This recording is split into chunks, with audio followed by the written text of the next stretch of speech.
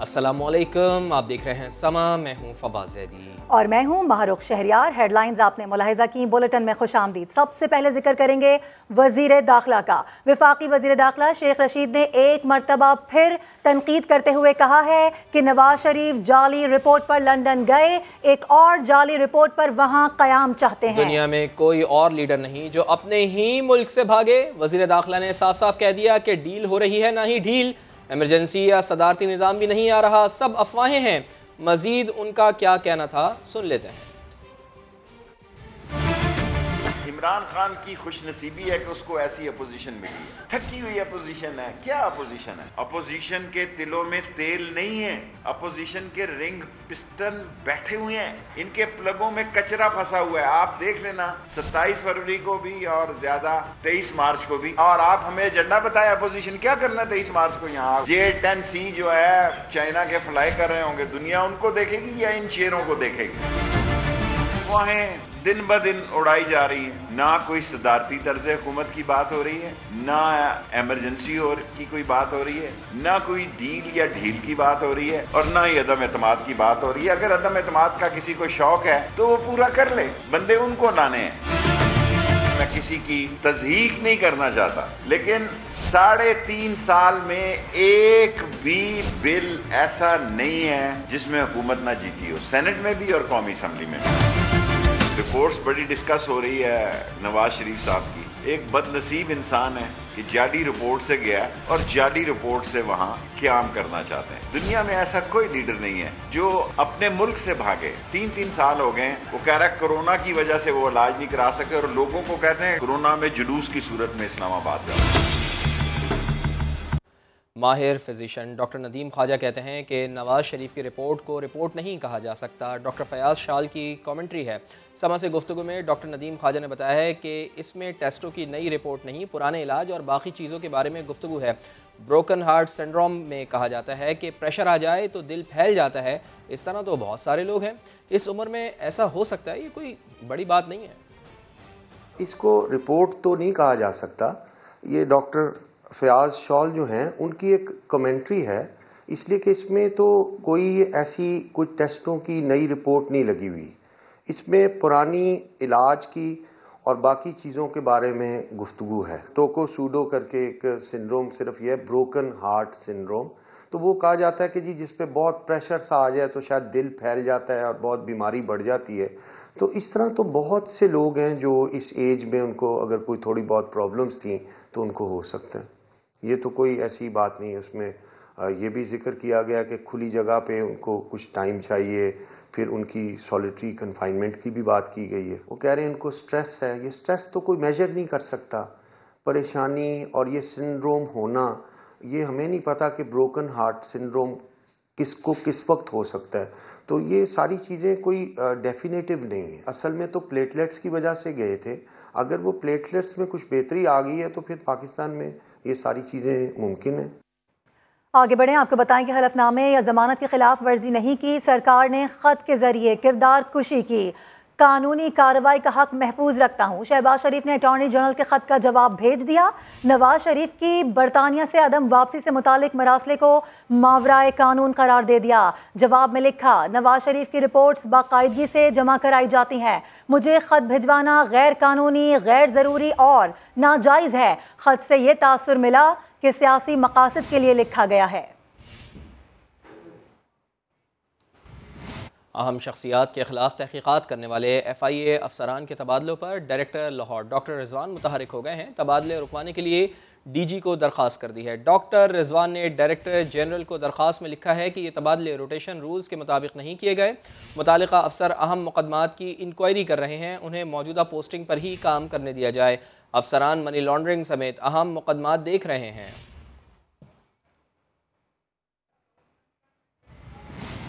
और अब खबर यह है कि जस्टिस उमर अता बंदियाल ने पाकिस्तान के 28वें चीफ जस्टिस की हैसियत से मनसब संभाल लिया।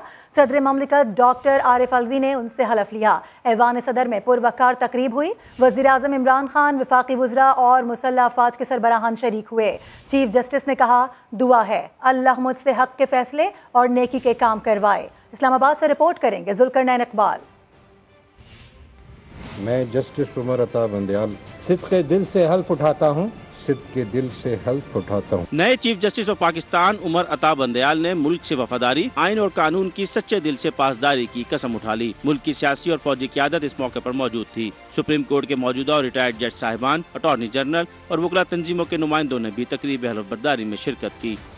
मैं आला अदालती काउंसिल के जारी करदा ज़ाब्ता इखलाक की पाबंदी करूँगा। मैं अपने ज़ाती मफाद को अपने सरकारी काम या अपने सरकारी फैसलों पर असरअंदाज नहीं होने दूंगा। हलफ बर्दारी के बाद सदर आरिफ अलवी और वज़ीर आज़म ने चीफ जस्टिस को मुबारकबाद दी तो उन्होंने कहा, बहुत शुक्रिया सर, दुआ है अल्लाह मुझसे हक के फैसले और नेकी के काम करवाए। तीनों मुसल्लह अफवाज के सरबराहान ने चीफ जस्टिस उमर अता बंदयाल को ऐवान सदर के पिंक रूम में सलामी पेश की। चीफ जस्टिस उमर अता बंदयाल मुंसिफ के सबसे आला मनसब का हलफ उठाने के बाद सुप्रीम कोर्ट पहुँचे तो अदालती अमले ने उनका भरपूर इस्तकबाल किया और पुलिस ने गार्ड ऑफ ऑनर भी पेश किया। तारीखी फैसला आ गया, लेकिन कमाल ना माने। नए chief justice of Pakistan justice Umar Ata Bandial Imran Khan को सादिक व अमीन और जहांगीर खान तरीन को ताहयात नाअहल करार देने वाले बेंच का हिस्सा रहे। जस्टिस उमर अता बंदयाल आईनी उमूर में कमाल महारत रखते हैं। नए चीफ जस्टिस के अदालती सफ़र की कहानी इस रिपोर्ट में देखिए। कानून के सफर में उमर अता बंदयाल 1983 में लाहौर हाई कोर्ट के वकील बने। 4 दिसंबर 2004 को लाहौर हाई कोर्ट के जज बन गए। 3 नवंबर 2007 में इमरजेंसी नाफिज होने के बाद पीसीओ के तहत हल्फ लेने से इनकार किया और अदलिया बहाली तहरीक के नतीजे में बहाल होने वालों में शामिल थे। धीमा मिजाज और नर्म लहजा रखने वाले जस्टिस बंदयाल 1 जून 2012 को chief justice Lahore high court बने। 2 ही साल बाद जून 2014 में उन्हें तरक्की देकर सुप्रीम कोर्ट का जज बना दिया गया। बैंकिंग एंड कॉर्पोरेट लॉज के साथ आईनी अमूर में भी कमाल महारत रखते हैं। आइन के आर्टिकल 62(1)(f) के तहत ताहियात नाअहली का फैसला जस्टिस उमर अता बंदयाल ने ही लिखा। इमरान खान को सादिक व अमीन और जहांगीर तरीन को ताहियात नाअहल करार देने वाले बेंच का हिस्सा रहे। सदारती रेफरेंस के खिलाफ जस्टिस फाइज ईसा की दरखास्त पर समाअत करने वाले फुल कोर्ट की सरबराही जस्टिस बंदयाल ने ही की। BRT मंसूबे के खिलाफ FIA को तहकीकात से रोकने का हुक्म भी दिया। बतौर chief justice of Pakistan justice Umar Ata Bandial की मुद्दत 1 साल 6 माह और 25 दिन है। वो 16 सितंबर 2023 को इस ओहदे से रिटायर हो जाएंगे। और अब आपको बताएं कि मुल्क में कोरोना का फैलाव जारी है। एक दिन में मजीद 29 मरीजों की जान गई है। 6047 अफराद में वायरस की तस्दीक हो गई है। मुल्क भर में मुस्बत केसेस की शरह 10% से कम हो गई है। पेशावर हॉट स्पॉट बना हुआ है जहां मुस्बत केसेस की शरह 25% तक रिकॉर्ड की गई। कराची में 17.57 जबकि हैदराबाद में 11.20% रही। शहरी खुद टेस्ट किट खरीद कर घर पर कोरोना टेस्ट कर सकेंगे, ये भी एक खबर है क्योंकि ड्रग रेगुलेटरी अथॉरिटी ने टेस्टिंग किट की आम फरोख्त की इजाज़त दे दी है। सिंध हुकूमत ने बल्दियाती कानून से मुताल्लिक़ अदालती फैसले पर अमल दरामद ना किया तो तौहीन अदालत और एहतजाज के लिए तैयार रहे। MQM के रहनुमा ख्वाजा इजहार ने कर दिया है खबरदार। कहा, अब सूबाई हुकूमत के पास कोई ऑप्शन नहीं रहा। हाफिज नईम रहमान ने जमात इस्लामी को मामू बना दिया है। PSP की मिसाल बेगाने की शादी में दीवाने वाली है। मुराद अली शाह साहब को हर उस आर्टिकल में तकलीफ है जो उनसे इख्तियार और इख्तिदार ले लेता है। आपका काम निज़ाम, पार्लियामान, उसके तक़द्दुस का एहतराम करना है। आप सिस्टम चला रहे हैं। ये सारे जितने डेवलपमेंट अथॉरिटीज़ हैं, इनके तमाम बोर्ड्स के अफसरान आज खुद इस्तीफ़ा दें। मुराद अली शाह साहब का इंतजार ना करें। अगर कंटेम्प्ट ऑफ कोर्ट हम लगाएंगे तो हम आप सब पे भी लगाएंगे। वज़रा पे तो लगाएंगे, चीफ मिनिस्टर साहब के तो हम लगाएंगे। अब आपके पास कोई ऑप्शन नहीं है। आपके वज़रा लॉलीपॉप लेके घूम रहे हैं गली गली। ये दुकानें बंद करें और घर बैठे। इन अदालती फैसलों पे अमल नहीं होता, फिर एहतजाज करेंगे। कल तक मैं ये कह रहा था कि पीपल्स पार्टी ने हाफिज नईम साहब को मामू बना दिया, लेकिन आज मैं ये कह रहा हूँ कि हाफिज नईम साहब ने पूरी जमात इस्लामी को मामू बना दिया। जमात इस्लामी के 2 हफ्ते जल्दी पूरे हो जाएंगे। ये अच्छी बात है। अगर नईम भाई के घर के आगे सड़क बन रही है तो बुरी बात थोड़ी है, अच्छी बात है। जमहूरियत के सम्राट हैं, सुमोटो नहीं था ये। अगर आपके धरने से फैसले आने थे तो आप 4 साल तक सोते क्यों रहे? आपको किसने रोका था धरने देने? बेगानी शादी में अब्दुल्ला दीवाना। और इस सब के बावजूद भी सरबराह PSP मुस्तफ़ा कमाल का धरना जारी रखने का ऐलान। वो कहते हैं कि जब तक अदालती हुक्म पर अमल का आसरा नहीं होता यहीं बैठे रहेंगे। सिंध हुकूमत से मुज़ाकरात जारी हैं, पेशरफ्त का इंतजार है। लोग कह रहे हैं कि सुप्रीम कोर्ट ने तो आपकी बात मान ली, तो क्या धरना ख़त्म कर देंगे, क्या कहेंगे? सर क्लियर कर देंगे धरना आपको जारी रहेगा जब तक किसी हुकूमत आपकी बात नहीं मानती?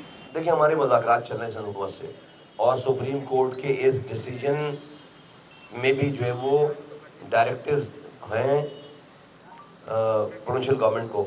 सुप्रीम कोर्ट का कल डिसीजन आ गया, तो क्या आज हम जब सुबह उठे हैं तो पाकिस्तान में सिंध में सुप्रीम कोर्ट के अहकामात इम्प्लीमेंट हो गए? जवाब है कि नहीं। जब मैं और आप बात कर रहे हैं तो इस वक्त भी सिंध में 2021 का काला कानून ही नाफिजुल अमल है, जो कि लीगली ठीक है।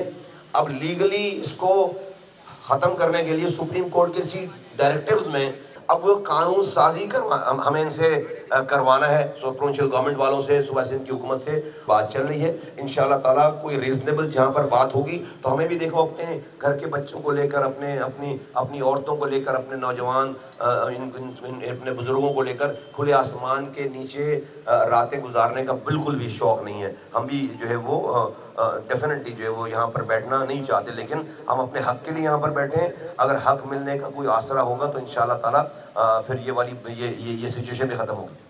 सिंध में अपोजिशन लीडर हलीम आदिल शेख ने कहा है कि सईद गनी को अदालतों में बेनकाब करेंगे। सहाफ़ियों पर केसेस करने वाले जमहूरियत के चैम्पियन बनते हैं।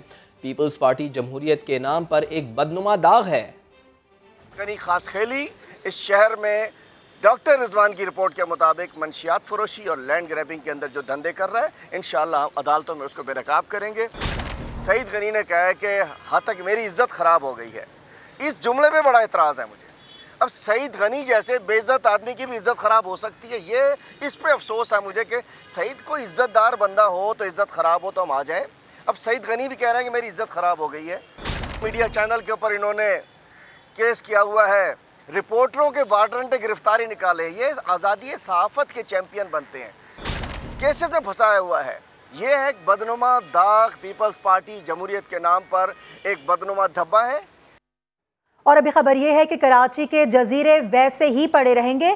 सिंध काबीना ने फैसला कर लिया है, बंडल और बुड्डू जजीरे को सिंध की मिल्कियत करार दे दिया है। इसी पर हम बात कर लेते हैं। संजय साधवानी हमारे साथ हैं, उनसे। संजय, वजीर आजम और पीटीआई वुज़रा ने तो बड़ी कोशिश की इन जजीरों को बसाने की, लेकिन लगता यह है कि सिंध हुकूमत ने जजीरों को जंगल डिक्लेयर कर दिया है। देखिए, सिंध हुकूमत का ये दावा है कि बंडल और बुड्डो जजीरे सिंध की मिल्कियत हैं। सिंध हुकूमत ने इन दोनों जजीरों को महफूज फॉरेस्ट डिक्लेयर कर दिया है। वज़ीर जंगलात तैमूर तालुर ने काबीना इजलास में जंगलात के हवाले से ब्रीफिंग दी थी। इजलास में ये भी गुफ्तगू हुई कि वफाकी हुकूमत इन जजीरों पर जो है वो शहर बनाना चाहती है, जबकि सिंध हुकूमत ने इन जजीरों पर जंगलात को बनाने और मजीद यहाँ पर दरख्त लगाने का फैसला किया और यहाँ पर इन्हें जो है महफूज फॉरेस्ट करार दिया गया है। तर्जुमान सिंध हुकूमत कहते हैं कि 1927 के जो एक्ट है उसके तहत ये जजीरे सिंध की मिल्कियत हैं, जिन्हें 1958 में जो है वो महफूज फॉरेस्ट करार दिया गया था, लेकिन अब अदालत के हुक्म के बाद इन्हें एक दफा फिर महफूज फॉरेस्ट डिक्लेयर करके इनके नाम वादे किए गए। हालांकि इसी मामले की इसी यहाँ पर मिल्कियत का तनाज़ा भी है। बिल्कुल, मिल्कियत का तनाज़ा भी है। सिलसिले में आप हमें आगाह कर रहे हैं, बहुत शुक्रिया आपका संजय। दीगर खबरें शामिल करते हैं। गैस बहरान पर एहतजाज करने वाले कराची के सनतकारों को लेने के देने पड़ गए। गवर्नर सिंध ने गैस सेक्शन पंप्स इस्तेमाल करने वाले सनतकारों को 24 घंटे का अल्टीमेटम दे दिया है। इमरान इस्माइल ने कहा कि 189 छोटी बड़ी सनतें कंप्रेसर से गैस खींच रही हैं। ऐसे सनतकार खुद कंप्रेसर निकाल दें या फिर कानूनी कार्रवाई के लिए तैयार रहें। 89 बड़ी और छोटी सनतें ऐसी हैं जो गैस सक्शन पंप लगा के गैस खींच रहे हैं और जिसके अंदर बड़े सनतकार भी शामिल हैं। मैं आज वो रिपोर्ट कंपाइल कर रहा हूँ। मेरा ये आपसे वादा है तमाम इंडस्ट्रियलिस्ट से और कराची के लोगों से, एक एक गैस के जो सक्शन पंप्स लगाए जिन्होंने, इन्हें निकलवाऊँगा। मैं अपने इंडस्ट्रियलिस्ट से मुखातिब हूँ। आपके पास सिर्फ 24 घंटे हैं, या तो आप इसे निकलवा लें या मैं सिर्फ निकलवाऊँगा और जिन लोगों ने लगाया है उन्हें कानून के मुताबिक सज़ा भी दिलवाऊंगा इंशाल्लाह। क्योंकि ये नहीं हो सकता कि आप ज़ाती करें स्मॉल मीडियम वालों के साथ, जो छोटे हैं इंडस्ट्रियलिस्ट जिनके पास पैसे कम हैं, उनकी जगह आप बड़े सक्शन पंप लगा के अपनी इंडस्ट्री चलाएं और उनको बंद कर दें, गला दबा दें उनका। ये तो इंशाल्लाह मैं नहीं होने दूँगा। ये कल उन्होंने मुझे इतला दी है, ये आप 24 घंटे के अंदर इसके ऊपर एक्शन देखेंगे इंशाल्लाह। बुलेटिन में आगे दिखाएंगे अंधेरे से रोशनी का सफर। अहले कराची को बिजली सस्ती होने के लिए अभी कुछ रोज़ इंतज़ार करना पड़ेगा कि इलेक्ट्रिक और सुई सदरन के दरमियान गैस फराहमी का माहिदा भी लटक गया है। सुई सदरन कंपनी गैस प्रेशर की गारंटी देने को तैयार नहीं। फ्यूल प्राइस एडजस्टमेंट दरख्वास्त पर समाअत के दौरान के इलेक्ट्रिक हुक्काम का इंकशाफ, के इलेक्ट्रिक को सिर्फ 20% गैस मिल रही है।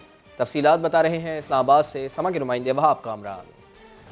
के इलेक्ट्रिक हुकाम ने दरख्वास्त तो दी थी अहले कराची के लिए बिजली सस्ती करने की। नेपरा से सुई सदरन गैस कंपनी की शिकायत भी कर दी। समाअत के दौरान बताया, सुई सदरन वाले कहते हैं मुआहदा भले कर लें, गैस प्रेशर पूरा होने की गारंटी नहीं दे सकते। चेयरमैन नेपरा तौसीफ एच फारूकी इस पर बरहमी का इजहार करते हुए बोले, मुआहदे का मकसद ही गैस का मसला हल करना है। अगर के इलेक्ट्रिक पावर प्लांट्स को गैस नहीं मिलनी तो मुआहदे का क्या फायदा। के इलेक्ट्रिक को इस वक्त सुई सदरन से 190 के बजाय सिर्फ 35 MMCFD गैस मिल रही है। बिन कासिम पावर स्टेशन 3 का 450 मेगावाट का पहला यूनिट तैयार है, मगर मुआहदा न होने की वजह से पैदावार बंद है। इससे पहले नेपरा ने के इलेक्ट्रिक की बिजली एक माह के लिए ₹1.80 फी यूनिट सस्ती करने की दरख्वास्त पर फैसला महफूज कर लिया। ताहम करार दिया कि कराची वालों को ₹2.59 का रिलीफ मिलना चाहिए। नेपरा हतमी फैसला चंद रोज में जारी करेगा। वहाब कामरान, समा, इस्लामाबाद। राना तनवीर हुसैन की ज़ेर सदारत पब्लिक अकाउंट्स कमेटी का इजलास। सेक्रेटरी नेशनल फूड सिक्योरिटी कहते हैं कि मुल्क में यूरिया की पैदावार पूरी रही। दिसंबर और जनवरी में किल्लत हुई थी। पाकिस्तान में आज भी यूरिया की कीमत दीगर ममालिक से कम है। वहाब कामरान से बात कर लेते हैं। वहाब कामरान, बताइएगा मजीद क्या अपडेट्स हैं? देखिए, पब्लिक अकाउंट्स कमेटी के इजलास में सेक्रेटरी नेशनल फूड सिक्योरिटी ने यूरिया की किल्लत के हवाले से ब्रीफिंग में बताया है कि पैदावार तो पूरी रही है, ताहम इंतजामी मामलात की वजह से मुल्क में दिसंबर और जनवरी के महीनों में यूरिया की किल्लत पैदा हुई है। और उन्होंने एतराफ़ किया है कि किल्लत रही है चंद दिन पहले तक, अलबत्ता अब सूरत हाल बेहतर हो रही है। ताहम चेयरमैन कमेटी और दीगर कमेटी अरकान ने इस पर बरहमी का इजहार किया और उनका कहना था कि आज भी अगर सिफारिश ना की जाए ब्यूरोक्रेसी की, तब तक एक आम किसान को यूरिया नहीं मिलती और सूरत हाल अभी भी तशवीशनाक है। और कमेटी ने ये सिफारिश की है कि यूरिया की किल्लत के हवाले से खातिर खा इकदाम किए जाए ताकि मामला बेहतर हो सके। ठीक है वहाब, बहुत शुक्रिया तफसीलात के लिए। जनवरी में पाकिस्तान में यूरिया की रिकॉर्ड पैदावार हुई, फिर भी किसान खाद के लिए परेशान रहे। किसी को खाद मिली ही नहीं तो कोई ब्लैक मार्केट से महंगे दामों खरीदने पर मजबूर है। किसान इत्तेहाद के चेयरमैन कहते हैं कि किल्लत की असल वजह स्मगलिंग है। सिंध और बलूचिस्तान की हुकूमतों ने स्मगलिंग की रोकथाम नहीं की।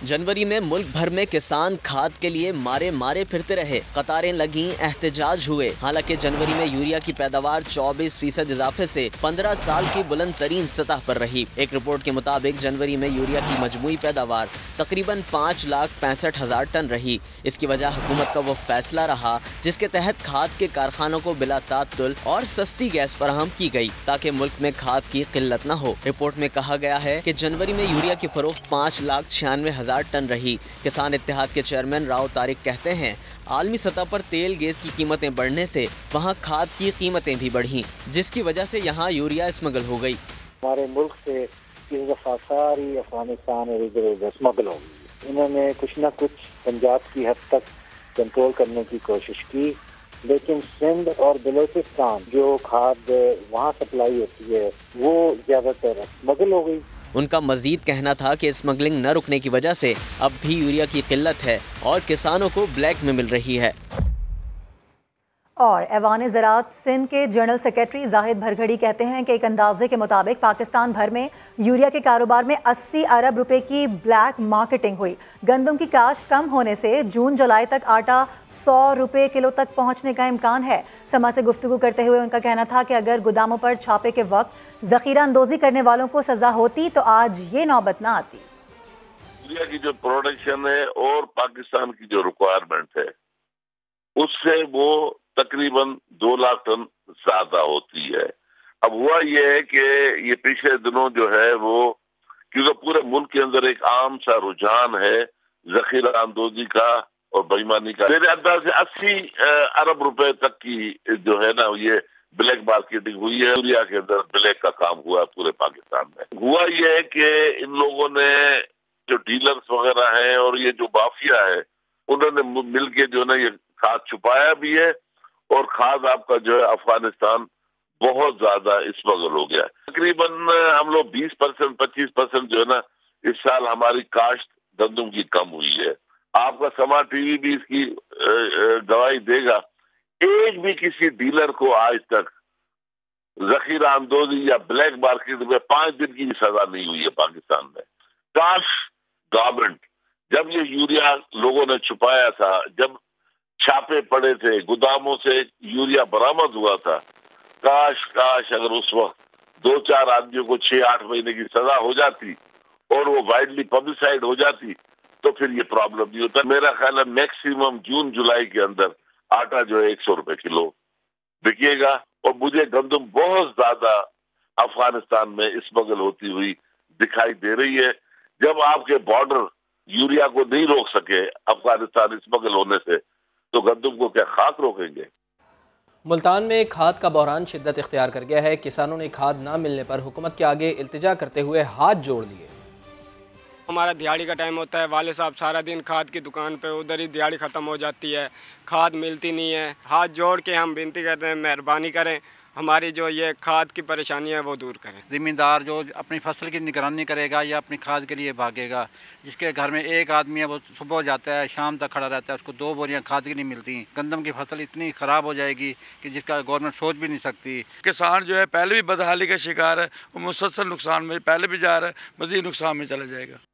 और अब आपको अनदेखा पाकिस्तान में आज ऐसे दोस्तों के बारे में बताएंगे जिनकी रफाकत की मिसाल नहीं मिलती।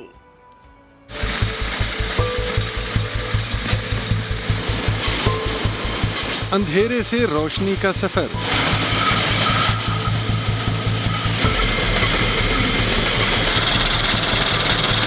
बल खाती सुरंगों की कहानी, 7 सहेलियों की दोस्ती, अटक में इंजीनियरिंग का ऐसा शाहकार जो 125 साल से यूं ही खड़ा है।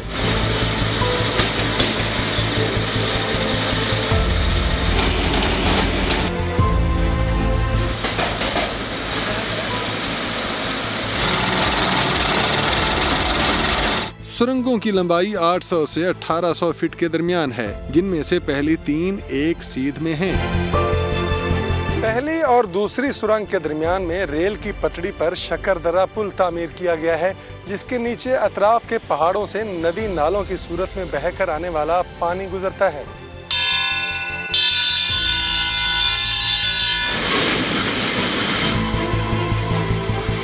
अटक से बाजारिया ट्रेन ब्रांच लाइन जंड के लिए सफर करें तो 7 किलोमीटर के बाद कंजूर स्टेशन आता है। इससे अगला झलार है। इन दोनों का दरमियानी फासला 10 किलोमीटर है। काला चिटा नामी पहाड़ी सिलसिले में 7 सुरंगें 5 किलोमीटर के फासले पर बनाई गई हैं।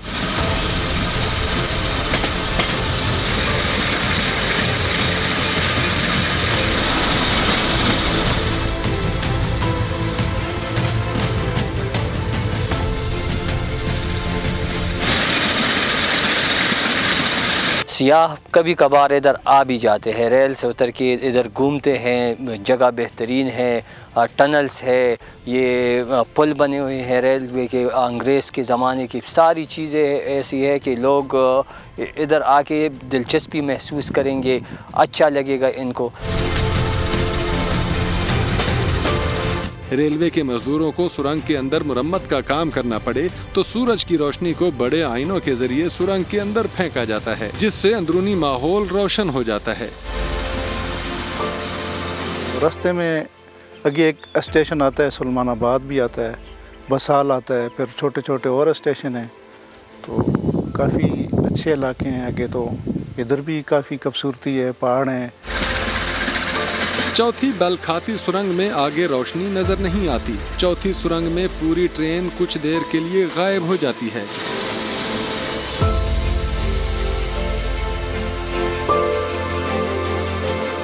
ये अजूबा सुरंगें 7 जुड़वा बहनों की मानिंद हैं, जो वादी के कुदरती हुस्न को मजीद 4 चांद लगा रही हैं। और जनवरी भी गुजर गया, कराची को बसें ना मिली। सिंध हुकूमत बेबस। नासिर शाह कहते हैं बसें जल्द देखेंगे, लेकिन इससे पहले वीडियो देख लें। बसेस की जो आपने बात की, मैं तो बहुत अरसा कई दफ़ा वायदा कर चुका हूँ उनके लिए, लेकिन अब जो है वो बिल्कुल उनकी जो मैन्युफैक्चरिंग है वो भी आ रही हैं, वो वीडियोस भी आपके पास आई हैं और वो आना शुरू हो गई हैं और अवैस साहब ने उसमें बहुत काम किया है और बहुत जल्द आप वो बसें देखेंगे। बहुत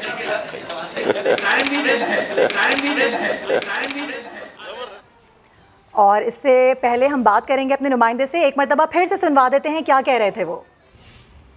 बसेस की जो आपने बात की, मैं तो बहुत अरसा कई दफ़ा वायदा कर चुका हूँ उनके लिए, लेकिन अब जो है वो बिल्कुल उनकी जो मैन्युफैक्चरिंग है वो भी आ रही हैं, वो वीडियोस भी आपके पास आई हैं और वो आना शुरू हो गई हैं और अवैस साहब ने उसमें बहुत काम किया है और बहुत जल्द आप वो बसें देखेंगे। बहुत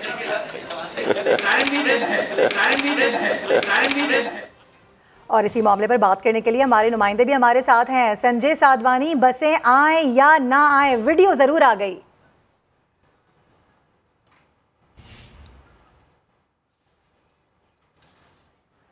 अपने नाजरीन को बताएं कि जनवरी गुजर गया है, कराची को बसें नहीं मिल सकी हैं, सिंध हुकूमत बेबस नजर आ रही है। नासिर शाह कहते हैं कि बसें जल्द देखेंगे, लेकिन उन्होंने ये भी कहा कि वीडियोस भेज दी हैं, आप लोगों को मिल गई होंगी, वो भी देख लेते हैं। बिल्कुल, तारीख पर तारीख की शाह साहब की रिवायत बड़ी पुरानी है। नासिर हुसैन शाह साहब से जब सवाल होता है वो नई तारीख दे देते हैं और अब उन्होंने जनवरी की तारीख दी थी कि जनवरी में बसें आ जाएंगी, लेकिन जनवरी भी गुजर गया है नाज़रीन, आपके इल्म में है। और लेकिन कराची को अभी तक सिंध हुकूमत कोई बसें फराहम नहीं कर सकी है। सिंध हुकूमत बिल्कुल बेबस है और नासिर हुसैन शाह साहब ये कहते हैं कि बसें जल्द हम देखेंगे, लेकिन उससे पहले जो वीडियो है वो देख लें। सहाफ़ियों के पास वीडियोस भी मौजूद हैं, वीडियो से अभी काम चलाएं, सिर्फ वीडियो को देखकर खुश हो जाएं, लेकिन बसें कब तक आएंगी ये उन्होंने नहीं बताया। उन्होंने कहा मैं इस दफ़ा कोई तारीख़ देने नहीं जा रहा हूँ, चूँकि तारीख़ हमेशा से वो देते रहे हैं, माजी में भी तारीख़ें देते रहे हैं कि जी फ़लानी तारीख़ को सिंध में बसें आ जाएंगी, फ़लानी तारीख़ को सिंध में बसें आ जाएंगी। और अब तो ये कह दिया गया था कि जनवरी 2022 में कराची की सड़कों पर रवा दवा होंगी ये बसें, लेकिन इस बार भी कोई बस अभी तक सिंध हुकूमत की जानिब से नहीं आई है, बस सिर्फ तारीख पर तारीख दी जा रही है। सिंध के वुज़रा बसों से मुतालिक क्या कहते रहे हैं, आपको वो भी सुनवा देते हैं। फौरी तौर पर सिटी सर्विस शुरू कर रहे हैं, 3 माह के अरसे में आपको रोड पे नजर आएगी। लेकिन सिर्फ 100 बसों की बात नहीं थी, दिसंबर में आपको यहाँ पे जो सिटी बस सर्विस है कराची में वो नजर आएगी। Yellow line, green line, orange line, red line, 4000 buses का हमारा प्रोजेक्ट है जो हम दे रहे हैं। 3 माह के अरसे में आपको रोड पे नजर आएगी। जुलाई के एंड तक हजारों बसें कराची शहर और फिर पूरे सिंध में नजर आएंगी। 1.5 या 2 माह में इंशाल्लाह रोड पे होंगी। दिसंबर में आपको वो यहाँ पे जो सिटी बस सर्विस है कराची में वो नजर आएगी। नवंबर के एंड या दिसंबर में ये सिटी सर्विस जो है ये शुरू होगी। तारीख यही है कि अप्रैल में भी चला देंगे। पूरी कोशिश है हमारी इसी साल बसेस जो हैं ऑन रोड